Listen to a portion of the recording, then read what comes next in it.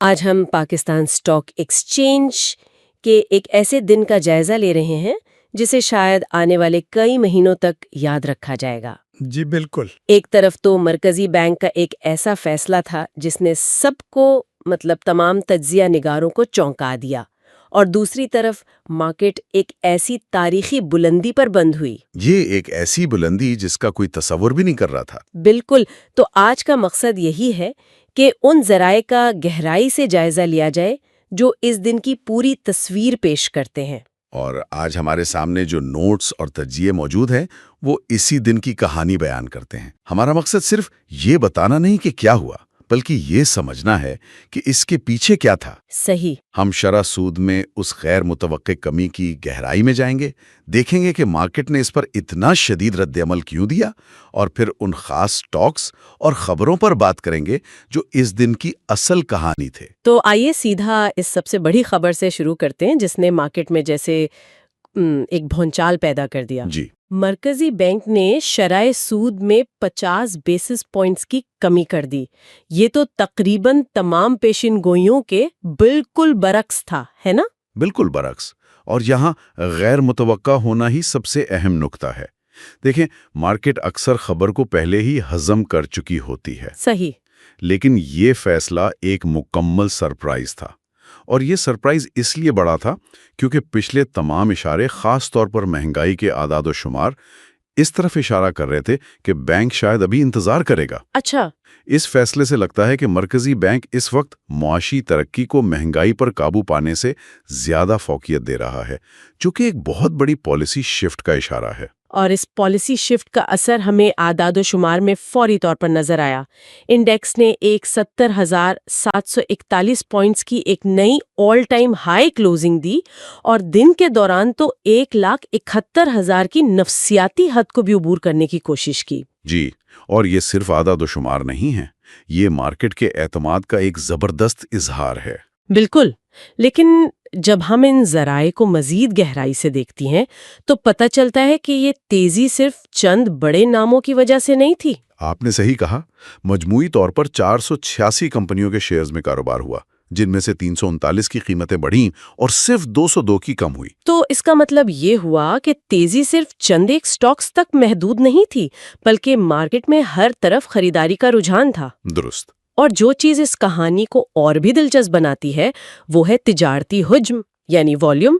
ہمارے نوٹس بتا رہے ہیں کہ پچھلے دن کے مقابلے میں حجم میں 59% کا اضافہ ہوا۔ جی، 59% کا، جو 1,10,10,00,000,000 شیئرز تک پہنچ گیا۔ اس کا کیا مطلب ہے؟ دیکھیں، اس کا مطلب ہے کہ یہ کوئی چھوٹی موٹی اسپیکولیٹو تیزی نہیں تھی، بڑے پیمانے پر پیسہ مارکیٹ میں داخل ہوا۔ اچھا۔ جب حجم اتنا زیادہ ہو تو یہ ظاہر کرتا ہے کہ بڑے ادارے، فنڈز اور سنجیدہ سرمایہ کار اس خبر پر یقین کر رہے ہیں اور جارحانہ انداز میں خریداری کر رہے ہیں۔ یہ محض چھوٹے سرمایہ کاروں کا جوش نہیں تھا۔ تو یہ مارکیٹ میں ایک بنیادی تبدیلی کا اشارہ تھا۔ جی بالکل۔ یہ اعداد و شمار تو حیران کن ہے، لیکن کیا صرف شرح سود میں کمی اتنے بڑے حجم اور اتنی وسیع تیزی کو جواز دے سکتی ہے؟ یقیناً پس پردہ کچھ اور بھی کہانیاں چل رہی ہوں گی۔ آپ نے بالکل صحیح نقطہ اٹھایا۔ شرح سود میں کمی نے ماحول تو بنا دیا، لیکن آگ لگانے کے لیے چنگاری کہیں اور سے آئی، اور ہمارے ذرائع وہ دو بڑی خبروں کی طرف اشارہ کرتے ہیں جنہوں نے ایندھن کا کام کیا۔ اور وہ کیا ہے؟ پہلی اور سب سے بڑی خبر سرکولر ڈیٹ، یعنی گردشی قرضے کو ختم کرنے کے منصوبے سے متعلق ہے۔ اچھا، اس سے پہلے کہ ہم آگے بڑھیں، کیا ہم سننے والوں کے لیے مختصراً یہ بتا سکتے ہیں کہ یہ سرکولر ڈیٹ آخر ہے کیا، اور یہ ان کمپنیوں کے لیے اتنا بڑا مسئلہ کیوں بنا ہوا ہے؟ ضرور۔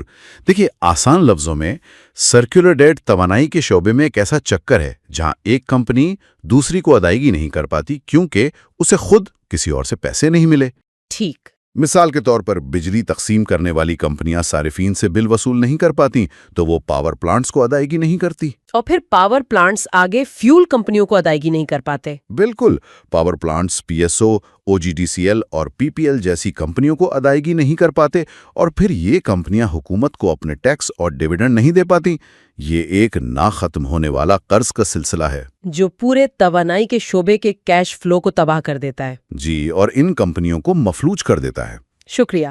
تو اب اس مفلوج کر دینے والے مسئلے کا کیا حل سامنے آیا ہے؟ جو تفصیلات ہمیں ملی ہیں ان سے پتہ چلتا ہے کہ حکومت 1.8 ٹریلین روپے کے اس گردشی قرضے کو ختم کرنے کے لیے ایک کفیرم جہدی حکمت عملی پر کام کر رہی ہے. اچھا. اور اس کا ایک اہم حصہ یہ ہے کہ سرکاری ادارے خاص طور پر OGDCL اور PPL جو حکومت کی ملکیت ہیں وہ بڑے کیش ڈیویڈنڈز کا اعلان کریں. اور اس ڈیویڈنڈ کی رقم پھر اسی قرض کے جال کو صاف کرنے کے لیے استعمال کی جائے گی؟ بالکل.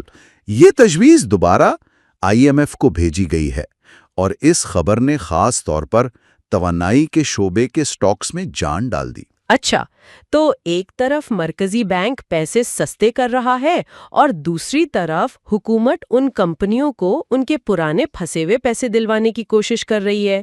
یہ تو ایک ڈبل بوسٹر ڈوز جیسا لگ رہا ہے. جی کہہ سکتے ہیں. اور دوسری بڑی خبر کیا تھی؟ دوسری بڑی خبر کا تعلق ریکوڈک منصوبے سے ہے.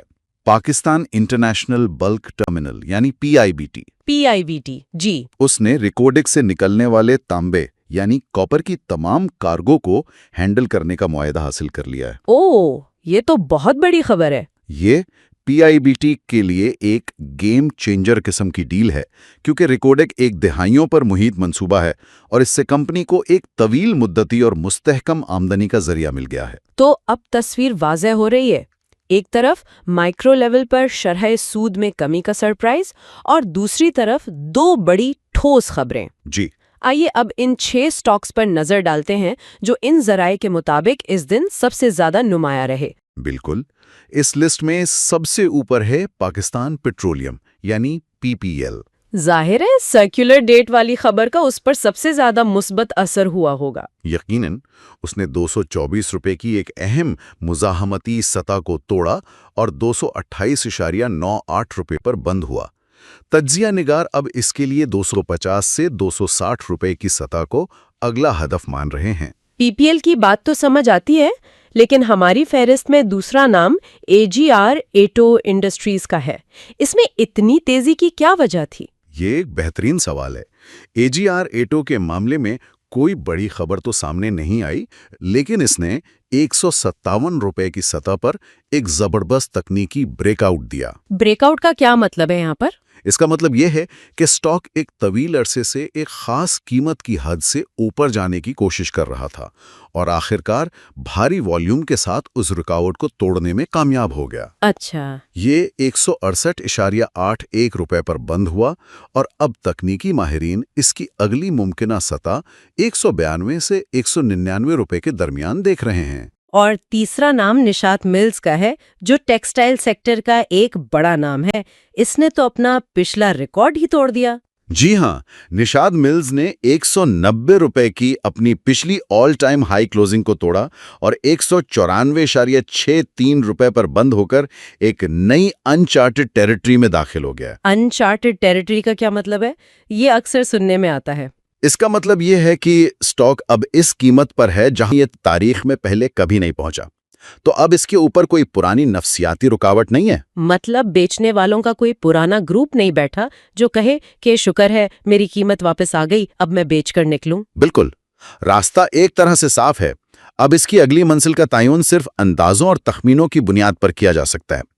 تجزیہ نگاروں کے مطابق فوری مزاحمت 215 سے 220 روپے پر ہو سکتی ہے. دلچسپ. کیا شرح سود میں کمی کا فائدہ ٹیکسٹائل سیکٹر کو بھی ملے گا کیونکہ ان کے قرضے بہت زیادہ ہوتے ہیں؟ یقیناً. یہ ایک بہت اہم کنیکشن ہے. ٹیکسٹائل سیکٹر پاکستان کے سب سے زیادہ قرض لینے والے شعبوں میں سے ایک ہے. صحیح. شرح سود میں کمی کا مطلب ہے کہ ان کے قرضوں پر سود کی ادائیگی کم ہو جائے گی، جس سے ان کا منافع براہ راست بڑھے گا. تو نشاط ملز کی تیزی کے پیچھے یہ وجہ بھی کارفرما ہے. چوتھا سٹاک ہماری لسٹ میں کرس ایف ہے. اس کی کہانی بھی کچھ ایسی ہی لگ رہی ہے. جی، کرس ایف نے بھی 14.86 روپے کی سطح کو توڑا اور 15.70 روپے پر بند ہوا. یہ بھی اب انچارٹڈ ٹیریٹری میں ہیں اور ہمارے نوٹس بتاتے ہیں کہ سرمایہ کاروں کا ماننا ہے کہ اب یہ سٹاک 18 سے 20 روپے کی رینج حاصل کرنے کے لیے تیار نظر آتا ہے.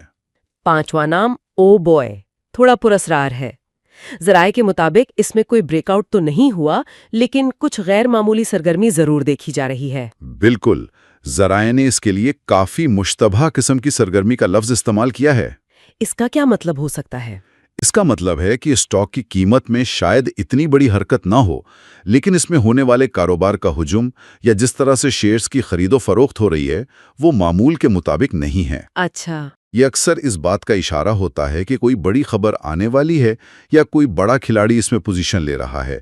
اس پر نظر رکھنے کی ضرورت ہے۔ اور آخر میں چھٹا اسٹاک وہی ہے جس کا ہم نے پہلے ذکر کیا تھا، پاکستان انٹرنیشنل بلک ٹرمینل یعنی PIBT۔ جی، ریکوڈیک ڈیل کی خبر نے اس اسٹاک کو جیسے نئی زندگی دے دی ہے۔ اس نے ایک طویل عرصے کے بعد 17.10 روپے کی سطح کو بہت بڑے ہجوم کے ساتھ توڑا اور 17.19 روپے پر بند ہوا۔ اور اس بریک آؤٹ کی اہمیت اس لیے زیادہ ہے کہ یہ ایک ٹھوس بنیادی خبر پر مبنی ہے۔ بالکل، ہمارے نوٹس کے مطابق تجزیہ کاروں کا اندازہ ہے کہ اس کی اگلی منزل 25 سے 26 روپے کے درمیان ہو سکتی ہے۔ ان تمام بریک آؤٹ سٹاکس کے حوالے سے ہمارے ذرائع میں ایک اہم مشورہ بھی دیا گیا ہے۔ جی، اور یہ ایک بہت اہم نکتہ ہے، خاص طور پر ان سرمایہ کاروں کے لیے جو تیزی کے جوش میں شامل ہوتے ہیں۔ وہ کیا ہے؟ ذرائع میں یہ بات بتائی گئی ہے کہ جن سٹاکس میں بریک آؤٹ ہوا ہے ان میں بریک آؤٹ کی سطح سے تھوڑا نیچے سٹاپ لاس لگانا ضروری ہے۔ ایک حفاظتی اقدام کے طور پر۔ جی، یہ ایک طرح کا سیفٹی نیٹ ہے۔ اگر کسی وجہ سے سٹاک واپس نیچے آتا ہے تو آپ کا نقصان ایک خاص حد پر آ کر رک جاتا ہے اور آپ بڑے نقصان سے بچ جاتے ہیں۔ تو ان سب کا کیا مطلب ہے؟ ایک طرف ریکارڈ تیزی، دوسری طرف مخصوص سٹاکس میں زبردست حرکت۔ مارکیٹ یہاں سے کہاں جائے گی؟ کیا یہ تیزی پائیدار ہے؟ دیکھیں، یہاں سے تصویر تھوڑی پیچیدہ ہو جاتی ہے اور ہمیں محتاط رہنا ہوگا۔ شرح سود میں کمی ایک دو دھاری تلوار ہے۔ اچھا؟ اس کا اثر مختلف سیکٹرز پر مختلف ہوگا۔ بینکنگ سیکٹر، جو انڈیکس میں بہت بڑا وزن رکھتا ہے، اس فیصلے سے دباؤ محسوس کر سکتا ہے۔ ایسا کیوں؟ عام طور پر تو شرح سود میں کمی کو معیشت کے لیے اچھا سمجھا جاتا ہے۔ معیشت کے لیے اچھا ہے، لیکن بینکوں کے بنیادی کاروبار کے لیے نہیں۔ بینکوں کا منافع اس بات پر منحصر ہوتا ہے کہ وہ قرضوں پر کتنا سود وصول کرتے ہیں اور ڈپازٹس پر کتنا سود ادا کرتے ہیں۔ ان کا نیٹ انٹرسٹ مارجن؟ بالکل، جب شرح سود کم ہوتی ہے تو ان کا یہ منافع کم ہو جاتا ہے۔ چونکہ بینکنگ سیکٹر KSE 100 انڈیکس کا ایک بڑا حصہ ہے، اس لیے اگر وہاں کمزوری آتی ہے تو یہ پورے انڈیکس کو نیچے کھینچ سکتا ہے۔ تو اس کا مطلب ہے کہ اگلے کچھ دنوں میں ہمیں مارکیٹ میں ایک طرح کی ایڈجسٹمنٹ یا سیکٹر روٹیشن دیکھنے کو ملے گی؟ بالکل، اگلا دن مارکیٹ میں ایڈجسٹمنٹ اور سیکٹر روٹیشن کا دن ہوگا۔ سرمایہ کار بینکنگ سیکٹر سے پیسہ نکال کر ان سیکٹرز میں لگا سکتے ہیں جنہیں شرح سود میں کمی سے براہ راست فائدہ ہوتا ہے، جیسے سیمنٹ، آٹوموبائل، ٹیکسٹائل۔ جی، اور دیگر سائیکلیکل سیکٹرز۔ ہمیں سیکٹر ٹو سیکٹر ایک تیز روٹیشن دیکھنے کو مل سکتی ہے۔ لیکن ایک طرف جہاں تیزی ہے وہیں دوسری طرف کچھ چیلنجز بھی ہیں، خاص طور پر فرٹیلائزر سیکٹر کے لیے۔ آپ نے بالکل صحیح نشاندہی کی۔ فرٹیلائزر سیکٹر، جو خود بھی انڈیکس میں بڑا وزن رکھتا ہے، اس وقت ذرائع کے مطابق زیر اعتاب ہے۔ وہ کس وجہ سے؟ IMF کی ایک شرط کے مطابق اگلی قسط کے اجرا سے پہلے حکومت کو فرٹیلائزر اور پیسٹیسائیڈز پر 5% سیلز ٹیکس نافذ کرنا ہے۔ اوہ، یہ تو اس بڑے سیکٹر کے لیے ایک واضح منفی خبر ہے۔ جی، اور یہ اس وقت آ رہی ہے جب اس سیکٹر کی سالانہ کلوزنگ بھی بہت قریب ہے۔ لیکن کیا یہ ممکن نہیں کہ مارکیٹ اس 5% ٹیکس کی خبر کو پہلے ہی ہضم کر چکی ہو؟ اکثر ایسی متوقع بری خبروں کا اثر پہلے ہی قیمت میں شامل ہو جاتا ہے۔ یہ ایک ممکنہ دلیل ہے اور ایسا ہوتا بھی ہے، لیکن اس بار فرق یہ ہے کہ یہ ٹیکس IMF کی ایک لازمی شرط ہے۔ مطلب اس کے نافذ ہونے کا امکان بہت زیادہ ہے؟ جی، تو بھلے ہی یہ خبر پرانی ہو، اس کا حقیقت بننا قریب آ رہا ہے، اور یہ بینکنگ سیکٹر پر ممکنہ دباؤ کے ساتھ مل کر مارکیٹ کی مجموعی رفتار کو سست کر سکتا ہے۔ یہ ایک طرح کا تضاد ہے، مارکیٹ مجموعی طور پر مثبت ہے لیکن دو بڑے سیکٹرز منفی خبروں کی زد میں ہیں۔ بالکل۔ اس کا مارکیٹ کی نفسیات پر کیا اثر ہوگا؟ کیا ہم کوئی خاص لیول دیکھ رہے ہیں جہاں مارکیٹ جا کر رک سکتی ہے؟ ہمارے تجزیے کے مطابق مارکیٹ 17,150 سے 1,72,000 پوائنٹس کی سطح پر پہنچ کر تھوڑی گھبراہٹ دکھا سکتی ہے۔ ایک نفسیاتی حد۔ جی، سرمایہ کار یہاں پہنچ کر سوچیں گے، شرح سود میں کمی کی خوشی تو ہے، لیکن کیا یہ خوشی بینکنگ اور فرٹیلائزر جیسے بڑے سیکٹرز پر آنے والے دباؤ پر قابو پا سکتی ہے؟ اس لیے آگے کا راستہ سیدھا نہیں ہے، بلکہ اتار چڑھاؤ سے بھرپور ہو سکتا ہے۔ تو آج کی گفتگو کا خلاصہ یہ ہے کہ مرکزی بینک کے ایک غیر متوقع فیصلے نے مارکیٹ کو ایک نئی تاریخی بلندی پر پہنچا دیا، جسے توانائی اور ٹرمینل سیکٹر کی ٹھوس خبروں نے مزید تقویت دی۔ جی کچھ اسٹاکس نے تکنیکی بنیادوں پر غیر معمولی کارکردگی دکھائی، لیکن مستقبل میں بینکنگ اور فرٹیلائزر جیسے بڑے سیکٹرز پر چیلنجز منڈلا رہے ہیں، جو اس تیزی کی رفتار کو روک سکتے ہیں۔ بالکل، اور اگر ہم اس سب کو جوڑ کر دیکھیں تو ہمارے ذرائع سے یہ بات واضح ہوتی ہے کہ مارکیٹ ایک ہی وقت میں دو مختلف حقیقتوں کا سامنا کر رہی ہے۔ ایک طرف خوشی اور دوسری طرف چیلنج۔ جی، ایک طرف شرح سود میں کمی کی غیر متوقع خوشی ہے اور دوسری طرف فرٹیلائزر سیکٹر پر ٹیکس کا متوقع چیلنج۔ یہاں ایک اہم سوال پیدا ہوتا ہے جسے ہم اپنے سننے والوں کے لیے چھوڑ جاتے ہیں۔ وہ کیا ہے؟ جب ایک غیر متوقع خوشخبری اور ایک متوقع چیلنج ایک ہی وقت میں مارکیٹ پر اثر انداز ہوں تو کیا سرمایہ کار کا جذبہ منطق پر حاوی ہوتا ہے یا منطق جذبات کو قابو میں رکھتی ہے؟ آنے والے دن اسی کشمکش کا آئینہ دار ہوں گے۔